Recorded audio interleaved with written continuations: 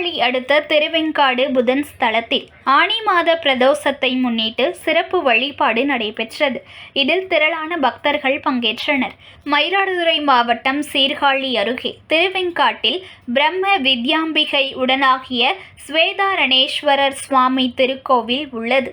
இக்கோவிலில் சிவபெருமானின் 3வது கண்ணிலிருந்து விழுந்த தீப்பொறியிலிருந்து உருவான முக்குளங்கள் உள்ளன. இங்கு சிவபெருமான் அகோரமூர்த்தி சுவாமியாக அருள் பாலிக்கிறார். காசிக்கு இணையான 6 கோயில்களில் முதன்மையாக இக்கோவில் விளங்குகிறது. பிரசித்தி பெற்ற இக்கோவிலில் உள்ள நந்தி பகவான் உடலில் காயங்கள் ஏற்பட்டதற்கான வடுக்கள் காணப்படுகின்றன. முன்பு ஒரு காலத்தில் மருத்துவ சூரன் என்ற அசுரன் தனது தவ வலிமையால் சிவபெருமானிடம் காட்சி பெற்று சூலாயுதத்தை பெற்றார். அந்த சூலாயுதத்தால் தேவர்களுக்கும் அச்சுறுத்தலை ஏற்படுத்தினான். அப்போது நந்தி பகவான் சென்று மருத்துவ சூரனிடம் முறையிட்ட போது மருத்துவ சூரன் சூலாயுதத்தால் நந்தி பகவானையும் தாக்கினார்.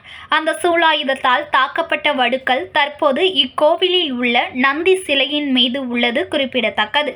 பிரசித்தி பெற்ற இந்த நந்தி பகவானுக்கு ஆனி மாத பிரதோஷத்தை ஒட்டி மஞ்சள், திரவிய பொடி, பால், தயிர், இளநீர், பன்னீர், பஞ்சாமிரதம், சந்தனம், விபூதி, பழச்சாறு முதலான நறுமண வாசனை திரவிய பொருட்களை கொண்டு சிறப்பு அபிஷேகம் செய்யப்பட்டது. இதனைத் தொடர்ந்து அலங்காரம் செய்யப்பட்டு மகா தீபாராதனை காட்டப்பட்டது. இதில் திரளான பக்தர்கள் கலந்து கொண்டு சுவாமி தரிசனம் செய்தனர். தொடர்ந்து சுவாமி அம்பாள் பல்லக்கு வாகனத்தில் கோவில் பிரகாரத்தில் வீதி உலா நடைபெற்றது. இதில் திரளான பக்தர்கள் வீதி உலாவில் பங்கேற்று வழிபாடு செய்தனர்.